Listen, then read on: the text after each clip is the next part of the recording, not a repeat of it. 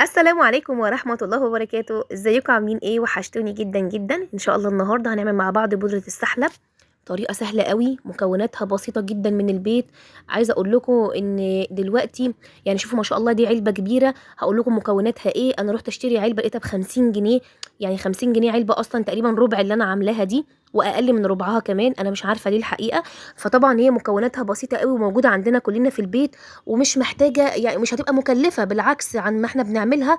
مقاديرها بسيطة وسهلة، ويعني مش عارفة اقول لكم بصراحة هي ايه. تعالى بس نشوف المقادير الاول ونقول بسم الله الرحمن الرحيم، اللهم صل وسلم وبارك على سيدنا محمد وعلى اله وصحبه وسلم اجمعين. بصوا بقى يا جماعة، المقادير اتفه من المقادير دي مش هتلاقوها. حاجة كده يعني سهلة قوي، حاجة مش عارفة بصراحة ده ايه. معانا الاول كوباية من الرز المطحون، رز مطحون.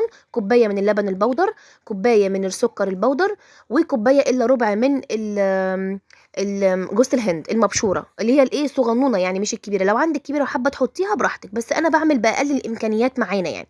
معانا بقى 3 معالق من النشا و3 معالق من الكريم شانتيه اللي من غير سكر، اللي هو خام يعني. 3 معالق من الكريم شانتيه الخام و3 معالق من النشا. انا حاطه لكم 3 معالق اهو عشان افكركم. 3 معالق نشا و3 معالق من الكريم شانتيه، دي معالق كبيره بتاعه الاكل. وطبعا معانا فول سوداني. عايزه اقول لكم لو انت عندك مكسرات حطي مكسرات، بندق وفستق ولوز، اللي يحب اللي تحبيه وبراحتك يعني.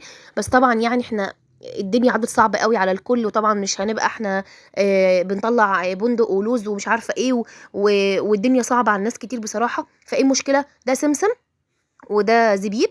دول حوالي 3 معالق كبار من الزبيب، ودول برضو 3 معالق كبار او 4 معالق كبار من السمسم. دي بالظبط المكونات بتاعه السحلب، حاجه كده ولا في الخيال. ده ب10 جنيه فول ماشي. ودي كوبايه رز مطحونه. انا جبت الرز بتاعنا العادي جدا، غسلته هوريهولكوا دلوقتي. غسلته ونشفته وطحنته في الكبه بتاعه التوابل.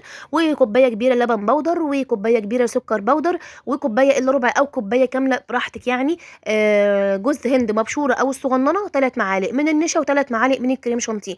على فكره لو مش ما عندكيش كريم شانتيه خام ما تحطيش كريم شانتيه خالص براحتك، بس هو بيعزز الطعم وبيخلي طعمه احلى بكتير. احنا بنعمل حاجه اقتصاديه، حاجه مش هتكلفنا كتير. زي ما بقول لكم انا رحت اشتري علبه، يعني ب50 جنيه ازاي يعني؟ مش فاهمه. وعلبه اصلا مش يعني معلش مش هتكفي ان انا اعمل مثلا لو احنا 4 أو 5. مش هتكفينا 50 جنيه. عشان ايه يا جماعه 50 جنيه؟ انا استغربت قلت طب على ايه. لا طبعا الجو اول وضع عاد صعب قوي يعني. الحمد لله والشكر لله على اللي احنا فيه يعني. بس الحاجه غاليه قوي، فلازم احنا على قد ما نقدر نعمل حاجات اقتصاديه في البيت، ما تكلفناش كتير، وفي نفس الوقت ما نحرمش نفسنا من حاجه.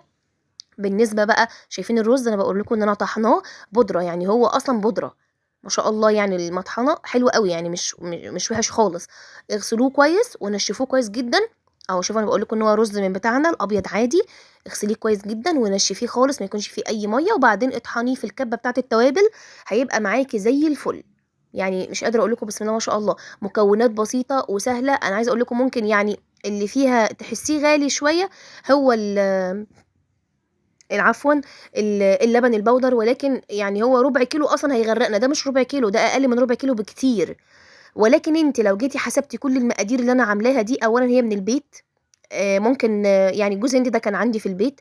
مش ده ما يكملش على فكرة ربع كيلو، برضو اقل من ربع كيلو بكتير بكتير بكتير.